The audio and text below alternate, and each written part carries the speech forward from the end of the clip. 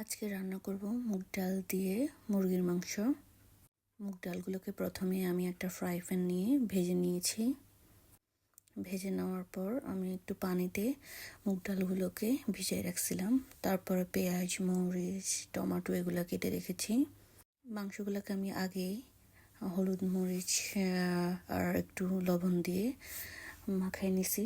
তারপর আমি এগুলোকে আগে ফ্রাই করব, ফ্রাই করে রান্না করব। অনেকে ফ্রাই করা ছাড়াও রান্না করে, কিন্তু যেহেতু একটা ব্রয়লার মুরগি সেজন্য আমি এটাকে ফ্রাই করে রান্না করব। কিছুক্ষণ কড়া করে ফ্রাই করে আমি সবগুলা চিকেনকে একটা প্লেটে উঠাই নিই।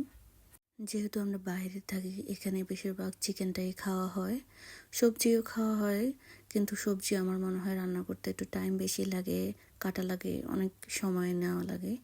তাই সবাই বেশিরভাগ এখানে চিকেন, বিফ, ফিশ এই তিনটা জিনিস অনেক বেশি খায়।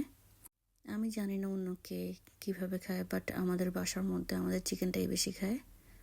তারপর আমি পাতিলাতে একটু তেল, পেঁয়াজ, রসুন, কাঁচামরিচ, আদা, টমেটো দিয়ে একটু লবণ দিয়ে এগুলোকে একটু কষাইছি পানি দিয়ে হালকা। কষানোর পর আমি ডালগুলা দিয়ে দিছি। ডালগুলা দিয়ে ভালো করে কষিয়ে নিয়েছি।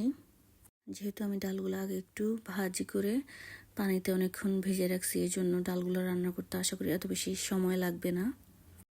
আমার মনে হয় মশলার গ্রেভিটাকে যত বেশি কষানো হয় তত মশলাগুলো ঢুকে মাংসের মধ্যে বা যে কোনো সবজি বা মাছ এগুলোর মধ্যে যত বেশি কষানো হয় তত বেশি মজা হয় তরকারিটা। আমি যেহেতু প্রফেশনাল না রান্নার ক্ষেত্রে, নিজে যা পারি বা দেখা যায় বড়দের থেকে যা টুকিটাকি দেখে শিখেছি ওইভাবে আমি রান্না করি, চেষ্টা করে যে আর একটু ইমপ্রুভ করার জন্য রান্না। যখন ডালগুলো কষানো হয়ে গেছে তখন আমি একটু পানি দিয়ে ফুটিয়ে চিকেনগুলো দিয়ে দিয়েছি।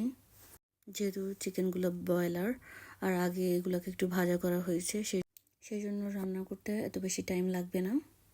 রান্না করতে কিন্তু এত বেশি সময় লাগে না যদি আপনার সব কিছু রেডি থাকে আগ থেকে।